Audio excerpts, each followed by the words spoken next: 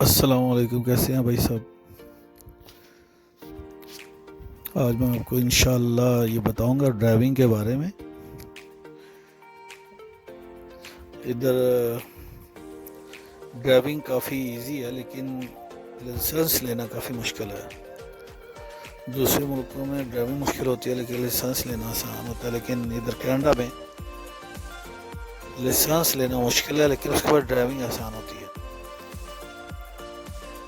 और इसकी age limit यानी कि 18 साल से शुरू होता है। ये ड्राइविंग करने की इजाज़त 18 साल की उम्र से शुरू हो जाती है। और ये मैनिटोबा की बात कर रहा हूँ, और कहीं गलती हो तो मुझे बता दीजिएगा कमेंट करके। और ये इसमें होता है कि क्लास का हिसाब होता है, यानी कि 6 क्लासेस होती हैं लाइसेंस की। क्लास 6 होती है वो बाइक के लिए लाइसेंस होता है, और 1 से 5 तक गाड़ी का।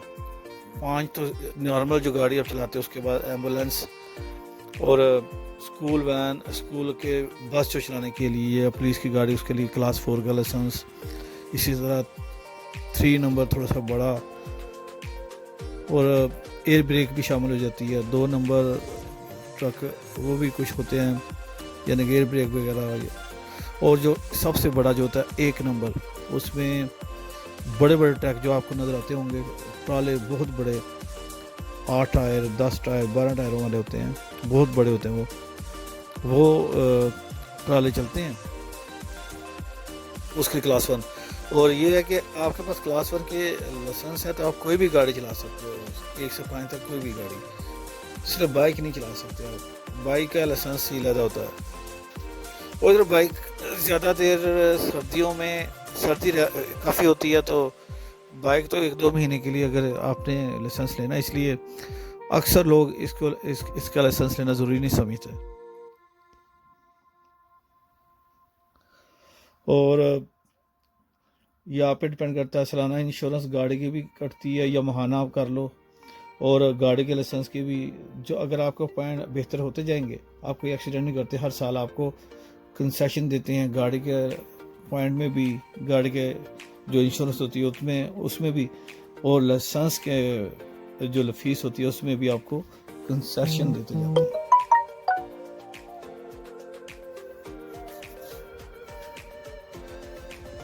इधर जब आप एक्सीडेंट करते हो तो आपके 5 पॉइंट कट जाते हैं, लेकिन हर साल आपको 1 पॉइंट मिलता है। इसलिए अगर आपने एक बार एक्सीडेंट कर दिया तो समझिए कि आप 5 साल पीछे चले गए ड्राइविंग में। लेकिन मैंने जैसे आपको बताया कि पाकिस्तान या दूसरे मुल्कों में, तो हमारे एशियन मुल्कों में ये चीज़ होती है कि आप खुद भी महफूज रहने की कोशिश करते हो, और आपका फ़र्ज़ होता है दूसरों को बचा के चलो। लेकिन इधर ये कि आप कानून की खिलाफ वर्जी करते हो, तो बाकी अल्लाह की ज़ात बचाने वाली। यह है कि आप काफ़ी हद तक महफूज रहते हो एक्सीडेंट से। और या आप दोस्तों के इल्म के लिए, अगर इधर के भाई आते हैं, कोई भी साथी आता है, तो मैं आपको स्टेप बताता हूँ। ये स्टेप होते हैं, अगर कोई एक्सीडेंट इधर कोई हो जाए तो सबसे पहले तो ये होता है कि आप ये मेक श्योर करो कि किसकी गलती है, यानी कि मेक श्योर करो कि आपकी गलती है या अगले बंदे की गलती है जिसके साथ एक्सीडेंट हुआ है या आपने किया है, तो दोनों में से दोनों सेफ हैं। और यह है कि जिस जगह पे एक्सीडेंट हुआ है वो जगह सेव कर दो, यानी कि वो जगह खाली कर दो, ताकि इनकमिंग ट्रैफिक जो है उनके लिए कोई बंदिश ना हो रास्ते में। और उसके बाद दूसरे नंबर पे ये होता है कि एक्सीडेंट अगर विनीपेग के अंदर है, यानी कि एक शहर के मुसाफिर, मैं विनीपेग में रहता हूँ, विनीपेग के अंदर एक्सीडेंट हुआ है, तो आपने लोकल नंबर पे फ़ोन करना है, जिसका ये नंबर है 204-985-7000। और अगर आप विनीपेग में रहते हो, आप एक्सीडेंट विनीपेग से बाहर होता है, तो उसके लिए फिर यूनिवर्सल नंबर है 1-800-665-2410। और तीसरे नंबर पे ये आता है कि आप जब एक्सीडेंट हो तो आपको इन्फॉर्मेशन लेनी है, व्हीकल गाड़ी की, अगले की गाड़ी की रजिस्ट्रेशन नंबर, उसका ड्राइवर लाइसेंस और गाड़ी का जो मालिक है उसके बारे में इंफॉर्मेशन, क्योंकि ये भी हो सकता है कि गाड़ी मालिक खुद ना चला रहा हो। और उसके बाद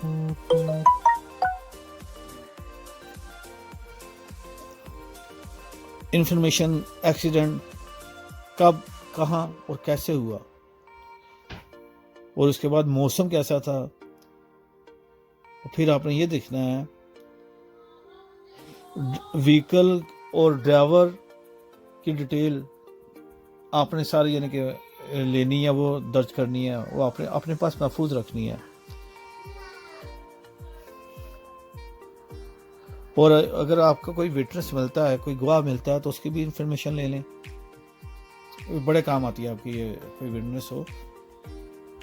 और ये है कि कितना डैमेज हुआ है, ये सारी इंफॉर्मेशन आपने उसी वक्त नोट कर लेनी है, बड़ी काम आती है। फिर ये जहाँ तक मुमकिन हुआ मैंने अपने लिहाज से जो इंफॉर्मेशन मेरे माइंड में थी मैंने आपको बताई लिख के। अगर कोई कमी पेशी हो तो मुझे कमेंट करके ज़रूर बताइएगा।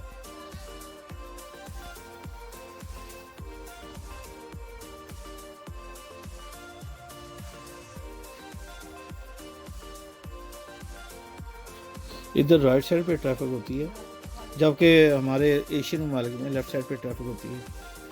और गाड़ी जो होती है लेफ़्ट हैंड ड्राइव होती है, जबकि एशियन ममालिक में राइट हैंड ड्राइव गाड़ी होती है।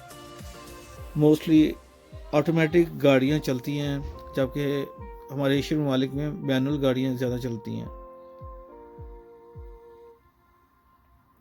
लेकिन इस जगह पे टोरंटो की निस्बत विनीपेग में गाड़ी बहुत ही ईजी है, क्योंकि इधर ट्रैफिक इतनी ज़्यादा नहीं है, तादाद पॉपुलेशन इतनी ज़्यादा नहीं है ना, स्नो की वजह से बाहर से इमिग्रेंट आते हैं, तो उसके बाद जब वो PR या सिटीजनशिप लेते हैं तो वो दूसरे सिटीज़ में मूव हो जाते हैं, इसलिए इधर आबादी कम है।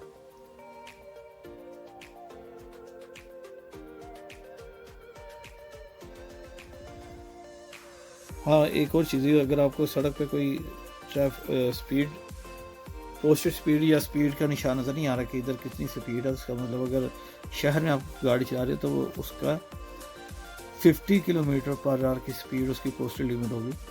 और यही गाड़ी अब किसी देहात में चला रहे हैं तो उधर 90 किलोमीटर 90 किलोमीटर्स पोस्टल लिमिट होगी उधर।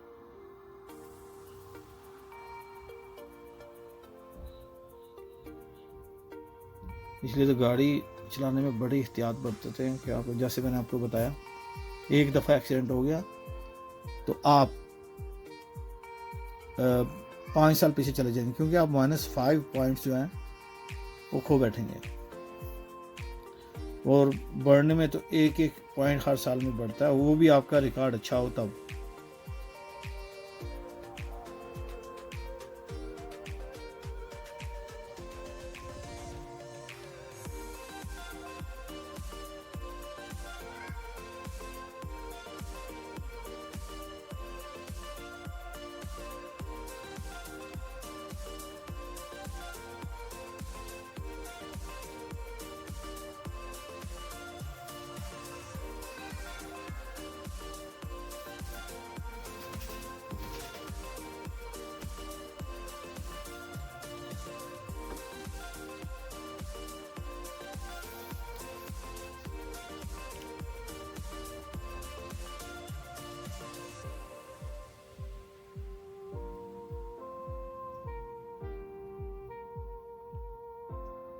गाड़ी लेना इधर इतना मुश्किल नहीं है, गाड़ी और घर लेना इतना इधर मुश्किल नहीं है, क्योंकि वो आप एनुअल आप इंस्टॉलमेंट पे लेते हो, एडवांस कुछ देते हो, कुछ अमाउंट, अगर नहीं भी है तो उसका भी एक प्रोसीजर है, लाइक कुछ अमाउंट आपको देनी पड़ती है। उसके बाद आपको मंथली, जैसे यानी कि मोबाइल, गाड़ी और घर के लिए, it's very easy to buy anything over here, like you don't have to spend too much money.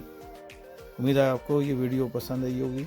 इंशाल्लाह फिर मुलाकात होगी नई वीडियो के साथ। अपना ख्याल रखिएगा। वीडियो को लाइक, सब्सक्राइब एंड शेयर ज़रूर कीजिएगा।